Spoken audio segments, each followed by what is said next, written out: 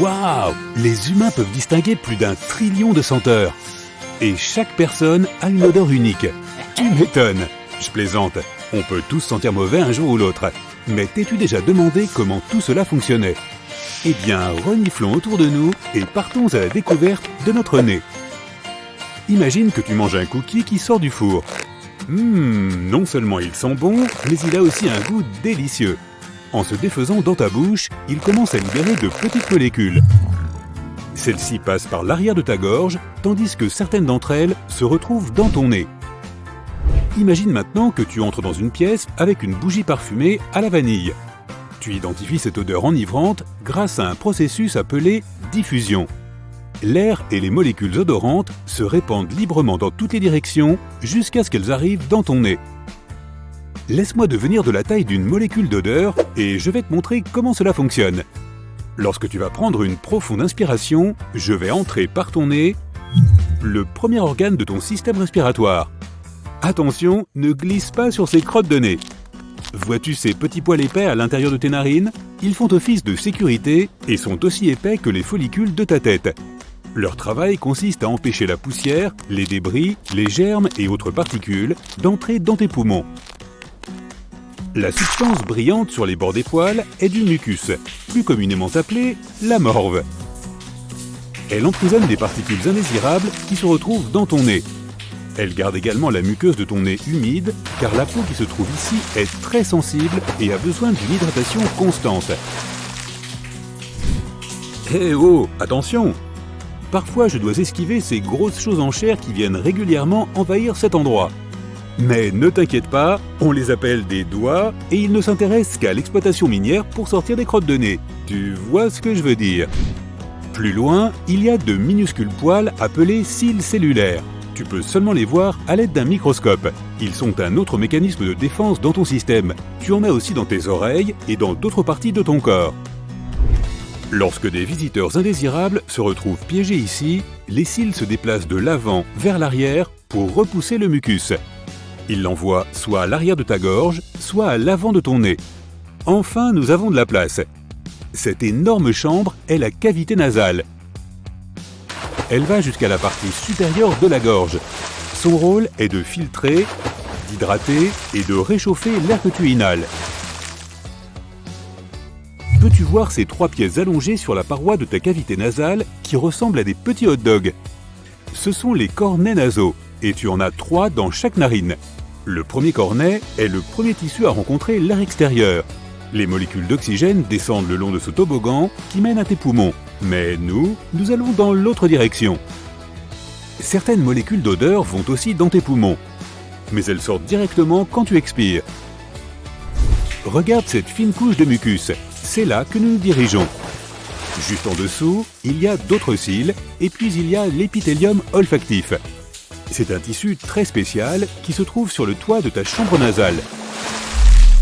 Pense à lui comme à un groupe d'éponges douces et moelleuses qui contiennent plein de choses importantes comme les détecteurs d'odeur qui mènent à ton cerveau. Regarde, il y a de minuscules choses qui se ramifient comme des petites racines de plantes. Ce sont les dendrites, et ce sont des extensions de tes cellules nerveuses. Tu as environ 8 millions de neurones dans chaque narine. Passons à travers et voyons ce qui se passe plus loin. Nous y sommes. Ces petits garrons qui ressemblent à des petits pépins de cerise sont tes récepteurs d'odeur. Ils restent en place grâce à d'autres cellules qui ressemblent à des oreillers placés entre des sphères de verre. Laisse-moi rétrécir encore plus pour réveiller un de ces récepteurs d'odeur. Voilà, chacun d'entre eux est sensible à un groupe de senteurs. Je vais m'unir à l'un d'entre eux qui est sensible à mon odeur comme une pièce de puzzle qui s'emboîte. Dès que la cellule réceptrice me prend, elle déclenche une série d'événements. Le récepteur envoie alors un signal électrique à travers un mince tube appelé l'axone. Suivons-le et voyons où il va. Nous passons maintenant à travers un tissu conjonctif qui possède des glandes olfactives. Celles-ci sont responsables de la production du mucus dans le nez que nous venons de traverser. Toc toc, on dirait une coquille dure. On l'appelle la plaque cribriforme et elle sépare ton cerveau de ta cavité nasale. Elle possède de petits trous qui permettent aux nerfs qui captent les odeurs de se glisser à travers. En remontant, les nerfs commencent à se connecter ensemble. En passant par l'un des trous de la plaque, nous envoyons un paquet qui s'enfonce plus loin. Oh waouh, regarde ça! Ces paquets de nerfs se connectent à une petite boule. C'est le glomérule. Il a reçu l'entrée des petites cellules réceptrices et il va travailler avec. Même s'il reçoit les données olfactives d'un récepteur, il peut détecter plusieurs odeurs. Tu as environ 1800 de ces sphères qui s'étendent au-dessus de chaque narine. Et elles sont toutes situées sur la plaque osseuse que nous venons de traverser. Maintenant, nous sommes dans le prolongement extérieur du cerveau qui se trouve juste au-dessus de ta cavité nasale. Il ressemble à un bulbe, c'est pourquoi on l'appelle le bulbe olfactif. Nous avons une longue route devant nous. Les petites sphères de traitement s'étendent maintenant jusqu'à ce qu'on appelle les cellules mitrales. Ce sont des neurones et ils ressemblent à de petites araignées avec de très longues pattes s'étendant de chaque côté. Allons plus loin dans le bulbe jusqu'à l'appareil olfactif, puis à l'intérieur du cerveau. Le bulbe fait partie du système limbique. Il s'agit d'un vaste réseau de structures proches du milieu du cerveau qui est relié au système nerveux central. Les cellules cérébrales transportent l'information vers une petite zone du cerveau appelée amygdale. C'est là que tu traites tes émotions. C'est aussi la zone qui active la réaction pour le combat ou la fuite. Ensuite, les signaux vont à l'hippocampe, l'endroit où tu crées des souvenirs, où tu traites tes émotions et où tu apprends des choses.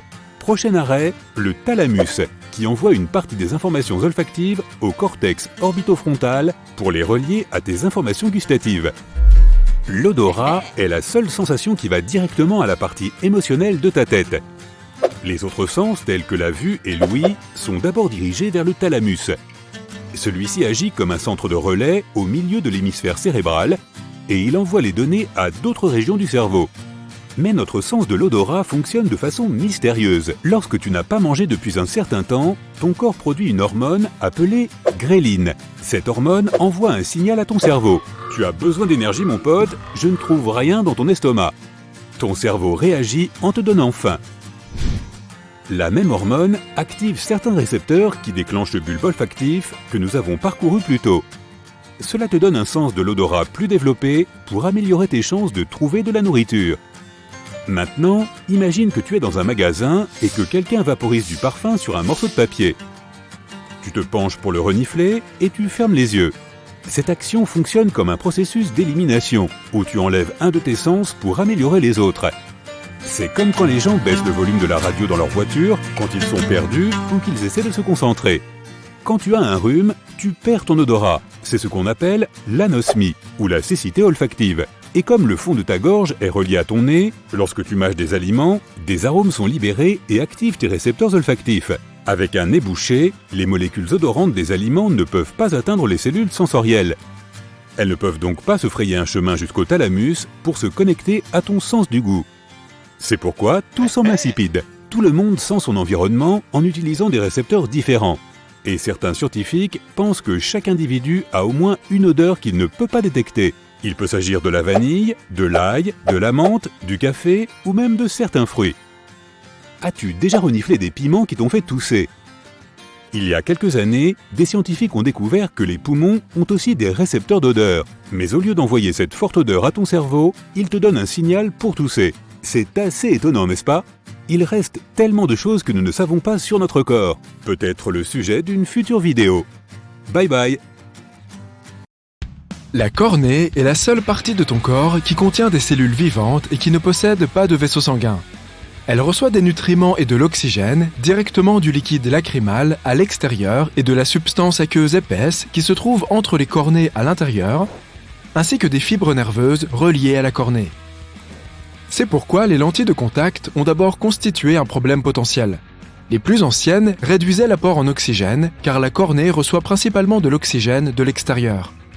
Ce problème a été résolu ou du moins réduit lorsque les lentilles en silicone hydrogel sont arrivées sur le marché. Les autres parties du corps dépourvues de vaisseaux sanguins sont les ongles, les cheveux, les couches externes de la peau et l'émail des dents. As-tu remarqué que ta sueur sent parfois l'oignon après le sport? Tu n'as pas à t'inquiéter. Il existe deux types de glandes sudoripares dans ta peau. Le premier type de glande est situé sur certaines parties de ton corps, comme la région de l'aine et les aisselles. Elles produisent un flux huileux spécifique qui est une réponse à certaines expériences émotionnelles. Un autre type de glande sudoripare est beaucoup plus commun. Elles sont réparties sur tout le corps et sont responsables de la sueur spécifique que tu obtiens après le sport. Cette sueur rafraîchit ton corps en s'évaporant de ta peau. C'est de l'eau à 99%, donc elle est pratiquement inodore. Du moins, quand elle quitte les pores et arrive à la surface de la peau. Mais il existe de nombreux types de bactéries sur la peau humaine, et elles se nourrissent des nutriments contenus dans cette sueur ainsi que des squames. L'un des sous-produits de ce processus est un produit chimique spécifique, dont l'odeur peut parfois rappeler fortement celle de l'oignon. Tu as peut-être remarqué que tu produis plus de salive lorsque tu vas courir, surtout s'il s'agit d'un court jogging par temps froid. Mais si tu cours un marathon et qu'il fait beau et chaud dehors, tu produiras moins de salive. C'est ton corps qui essaye de compenser l'effet de dessèchement puisque tu respires beaucoup plus par la bouche. Mais ton corps se déshydrate davantage sur de longues périodes. C'est pourquoi il essaye de conserver l'eau en réduisant la production de salive. Chaque entraînement, aussi intensif soit-il, entraîne la sécrétion d'un type spécifique de protéines. Elle rend la salive plus visqueuse et collante, ce qui explique pourquoi tu peux avoir l'impression d'avoir la bouche encore plus sèche après ton entraînement. Les humains voient le monde avec 15 secondes de décalage, ce qui signifie que ton cerveau te laisse constamment un peu dans le passé. Ainsi, il t'aide à stabiliser ta vision du monde qui t'entoure. Tes yeux reçoivent une énorme quantité d'informations visuelles. Oui, littéralement, des millions de couleurs, de formes et de mouvements en constante évolution où que tu sois. Ce n'est pas une tâche facile pour ton cerveau de traiter tout cela. Le monde visuel se modifie en permanence en raison des changements de point de vue, de la lumière et des autres facteurs extérieurs. L'entrée des images dans ton cerveau change aussi parce que tu dois cligner des yeux et que ta tête, tes yeux et ton corps tout entier sont toujours en mouvement. Ton cerveau a donc dû établir un mécanisme qui peut créer une stabilité imaginaire. Il lisse automatiquement tes entrées visuelles. Il n'analyse pas chaque petit cliché visuel. C'est comme une machine à remonter le temps. Tu perçois en fait une synthèse des choses que tu as vues au cours des 15 dernières secondes à un moment donné. Le cerveau regroupe les objets pour qu'ils paraissent plus similaires les uns aux autres. C'est pourquoi il te fait croire que tu es dans un environnement stable. Si ton cerveau te tenait au courant en temps réel, le monde te semblerait très très chaotique, avec des changements constants de mouvement, de lumière et d'ombre, ce qui te donnerait probablement l'impression d'halluciner en permanence. Tes os sont très solides, mais tes dents, que nous considérons comme faisant partie du système squelettique, le sont encore plus. Cela est dû à l'émail, la couche externe dure de la dent. L'émail protège les tissus et les nerfs délicats à l'intérieur des dents. Sache que tu brûles des calories lorsque tu réfléchis. Lorsque tu te reposes et que tu ne t'adonnes à aucune activité particulière à l'exception de l'essentiel, à savoir digérer, respirer et te réchauffer, c'est le moment où ton cerveau utilise jusqu'à 20 à 25% de l'énergie totale de ton corps. Cela signifie que ton corps brûle environ 350 à 450 calories par jour en ne faisant pratiquement rien. Nous ne sommes pas les seuls dans le règne animal à posséder un mécanisme de ce type. Certains petits mammifères, comme le minuscule Ouistiti pygmée et la minuscule musaraigne arboricole, consacrent le même pourcentage de leur énergie corporelle totale à leur cerveau. La majeure partie de l'énergie consommée par le cerveau sert à aider ces cellules, les neurones, à communiquer entre elles. Elles le font par le biais de signaux chimiques que le cerveau transmet à travers les synapses, ces structures cellulaires spéciales. Le cerveau dirige donc beaucoup d'énergie vers les synapses afin de les faire fonctionner. Ton cerveau ne se repose jamais vraiment. Même lorsque tu dors, certaines parties sont actives. Ton cerveau a donc besoin de son carburant pour fonctionner et tu brûles essentiellement des calories pendant ton sommeil. Plus tu effectues de tâches mentales exigeantes au cours de la journée, plus tu brûles de calories. Donc, si tu ne fais pas d'exercice aujourd'hui, résous au moins quelques sudoku. Tu aimes dévorer ta glace ? Parfois, c'est super agréable, mais si tu le fais souvent, tu dois bien connaître cette sensation de gel du cerveau. Il s'agit d'une sensation assez intense et désagréable qui se manifeste à l'avant ou sur les côtés de ta tête, juste après avoir bu ou mangé quelque chose de très froid, comme une boisson glacée, une glace ou une glace à l'eau. Certaines personnes éprouvent même une sensation similaire lorsqu'elles sont juste exposées à l'air froid. Les scientifiques ne savent pas encore exactement pourquoi cela se produit. Mais l'une des théories est que la substance froide stimule un groupe de nerfs situé à l'arrière du palais. Selon une autre théorie, les vaisseaux sanguins du palais et des sinus se contractent rapidement en raison de la baisse de température dans la bouche, avant de se dilater à nouveau. Le gel du cerveau n'est pas quelque chose de dangereux dont tu devrais t'inquiéter sérieusement. Et non. Se suspendre sur une table, gémir ou se serrer la tête dans tes mains ne t'aidera pas beaucoup. Certaines personnes aiment beaucoup dormir. Je plaide coupable. Mais d'autres ont une sorte de maladie appelée dormeurs courts naturels familiaux, FNSS en anglais, ce qui signifie qu'ils sont en quelque sorte immunisés contre le manque de sommeil. Environ 1% de notre population en est atteinte. Ils peuvent manquer de sommeil mais se sentir plutôt bien. Ils n'ont pas de problème à dormir juste 6 heures par nuit. Cette faible quantité de repos anéantirait pourtant la plupart des gens après quelques nuits. L'œil humain possède normalement 3 cônes. Cela signifie que nous pouvons reconnaître environ 1 million de nuances différentes dans les spectres vert, rouge et bleu des couleurs. Mais certaines personnes atteintes d'une maladie rare, appelée tétrachromatie, ont 4 cônes dans leurs yeux. Cela leur permet de voir les nuances ultraviolettes, ce qui signifie qu'elles peuvent distinguer 100 millions de couleurs distinctes. Tu savais que ton squelette est tout mouillé ? Je veux dire que tout ton corps est principalement constitué d'eau, jusqu'à 60%. Ce liquide ne se trouve pas seulement dans tes organes, tes muscles et ta peau. Il se trouve aussi dans ton squelette. Ta masse osseuse est composée de près d'un tiers d'eau. Le corps humain renferme un étonnant réseau caché. Les vaisseaux sanguins sont vraiment petits, mais si tu pouvais les aligner tous, tu obtiendrais quelque chose d'énorme. Ton corps entier possède un réseau de 96 560 km de vaisseaux sanguins. L'une des façons de garder ton réseau en bonne santé est de bien manger. T'es-tu déjà demandé pourquoi nos lointains parents, les primates, sont tellement plus forts que nous ? À bien des égards, nos corps sont très semblables. Regarde la structure musculaire des chimpanzés, par exemple.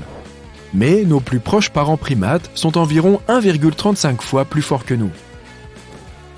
Le corps humain a développé plus de fibres musculaires à contraction lente que le reste des primates. Ce type de fibre musculaire est moins puissant. Mais il nous permet d'endurer plus que les autres primates et de faire des choses comme chercher de la nourriture et chasser, des activités qui ont aidé nos lointains ancêtres à survivre. C'est aussi la raison pour laquelle nous pouvons courir un marathon. Un singe, lui, ne pourrait jamais le faire, mais nous perdrions quand même dans une compétition de force.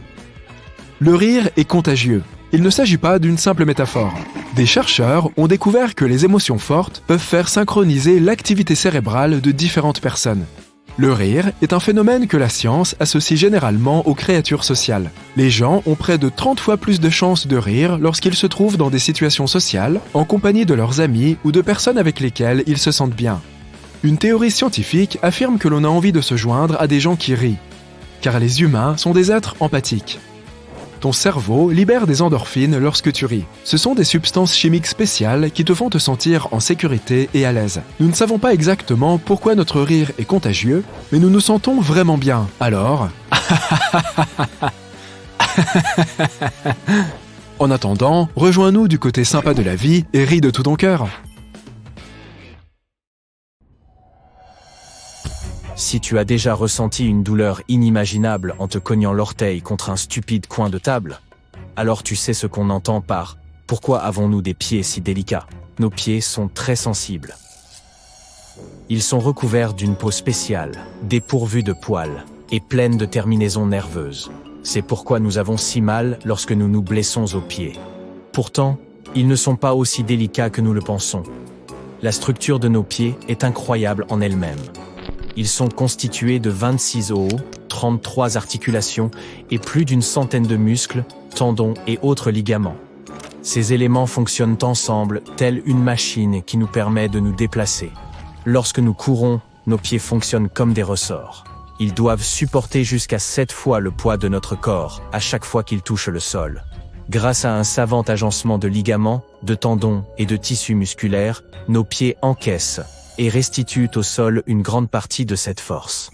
Par ailleurs, ils peuvent également nous donner des indications sur notre état de santé général. Et chaque paire de pieds est unique. Il n'y a pas deux paires de petons identiques.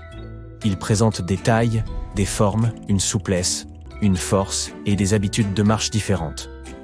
C'est comme si nos pieds avaient leur propre personnalité. Mais comment en sont-ils arrivés là? Des chercheurs ont essayé de comprendre quand et comment les premiers hommes avaient commencé à marcher debout. Ils se sont penchés sur les pieds, les orteils, pour être exact. La bipédie, autrement dit le fait de marcher sur deux jambes, a constitué une étape majeure de l'évolution humaine. Elle a influencé un grand nombre d'autres changements dans notre développement, comme notre comportement social et le développement de notre culture matérielle. Ces scientifiques se sont donc penchés sur les détails de l'évolution de nos pieds pour reconstituer l'histoire de notre espèce. L'équipe a examiné ces articulations singulières, appelées articulations métatarsophalangiennes, qui se trouvent entre les os longs du pied et les os des orteils. En 2015, ils ont découvert que, contrairement à d'autres primates, ce type d'articulation chez l'homme était orienté vers le haut, ce qui nous permet de l'étendre et qui semble parfait pour marcher sur deux jambes. En revanche, les singes et les autres primates ont des articulations orientées vers le bas, ce qui donne à leurs pieds une prise semblable à celle de nos mains. Dans leur dernière étude, les chercheurs ont examiné des fossiles de primates et d'hominidés, un groupe humain, pour déterminer quand cette articulation orientée vers le haut était apparue pour la première fois. Il s'est avéré qu'elle était apparue il y a environ 4,4 millions d'années, dans les orteils latéraux les plus proches du bord extérieur du pied. Cependant, le gros orteil a conservé son articulation orientée vers le bas jusque beaucoup plus tard, il y a environ 2,2 millions d'années. Il semble donc que les premiers pieds saillants conservaient une certaine capacité de préhension pendant que les hommes s'adaptaient à la marche sur deux jambes. Le gros orteil adapté à la bipédie n'est apparu qu'assez récemment.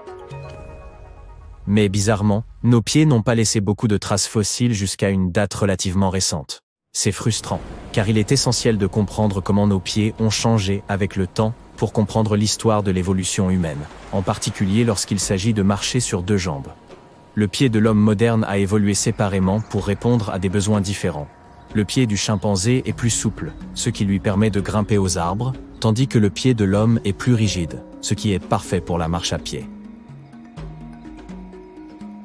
En parlant de pieds, nous pourrions aussi mentionner les avantages qu'il y a à marcher pieds nus. Cela peut en effet nous rapprocher de notre schéma de marche naturel ou de notre démarche d'origine. C'est une bonne chose, car cela permet à notre corps de bouger comme il est censé le faire. Les chaussures peuvent nous donner l'impression de marcher sur des nuages, mais elles peuvent aussi parfois empêcher certains groupes musculaires de faire leur travail et de renforcer notre corps. Mais lorsque nous sommes pieds nus, nous avons un meilleur contrôle sur la façon dont notre pied appréhende le sol. Cela contribue à l'équilibre, à la conscience de notre propre corps, et même au soulagement de la douleur. De plus, nous pouvons améliorer la mécanique de nos pieds, ce qui peut avoir un effet positif sur nos hanches, nos genoux et notre tronc. Les articulations du pied et de la cheville restent souples et fortes, grâce à une bonne amplitude de mouvement et une certaine stabilité musculaire. Et n'oublions pas ces chaussures inconfortables qui ne sont jamais de la bonne taille. Marcher pieds nus peut soulager des problèmes tels que les oignons ou les orteils en marteau causés par des chaussures inadaptées. A-t-on mentionné le renforcement des muscles des jambes? Car oui, marcher pieds nus peut faire travailler nos jambes, ce qui est excellent pour soutenir le bas du dos. Alors, retire donc tes chaussures et laisse tes pieds respirer la prochaine fois que tu te retrouveras sur de l'herbe douce ou des rivages sablonneux. Ton corps t'en remerciera. Il n'y a pas que nos pieds qui aient évolué au fil du temps. Nos ancêtres avaient aussi un plus gros cerveau. Cela signifie que le nôtre a rétréci. Des chercheurs ont examiné des fossiles crâniens et ont découvert que notre cerveau avait commencé à décroître il y a environ 3000 ans. L'agriculture a connu son essor il y a environ 5 à 10 000 ans, et les différentes civilisations ont alors commencé à pousser comme des champignons. On parle alors de cités tentaculaires, de merveilles, d'architecture, et même d'écritures élaborées. Le lien entre la taille du cerveau et le quotient intellectuel n'est pas aussi évident qu'il n'y paraît. De nombreuses créatures ont un cerveau en comparaison duquel le nôtre fait pâle figure. Une vaste étude portant sur des milliers de scanners cérébraux et de tests de QI a révélé que la taille du cerveau et le QI étaient comme un couple tumultueux dans une fête. Parfois ils dansent ensemble et parfois ils font cavalier seuls, sans qu'il y ait de corrélation stricte. Il s'avère que certaines sociétés de fourmis sont comme un miroir de la nôtre, avec leur propre conception de l'agriculture et du travail d'équipe. Les fourmis vivant en grande société ont de plus gros cerveaux, sauf lorsqu'elles s'adonnent à l'agriculture. Mais un cerveau plus petit pourrait être un choix plus judicieux lorsque le travail d'équipe devient très complexe. L'invention de l'écriture, il y a environ 5000 ans, a peut-être aussi joué un rôle. C'est un peu l'extension du cerveau par excellence. On écrit des choses et hop, on a des idées au bout des doigts. C'est comme si notre cerveau externalisait sa mémoire. Voici un fait récent que tu devrais peut-être prendre en considération, surtout si t'adonnes aux jeux vidéo.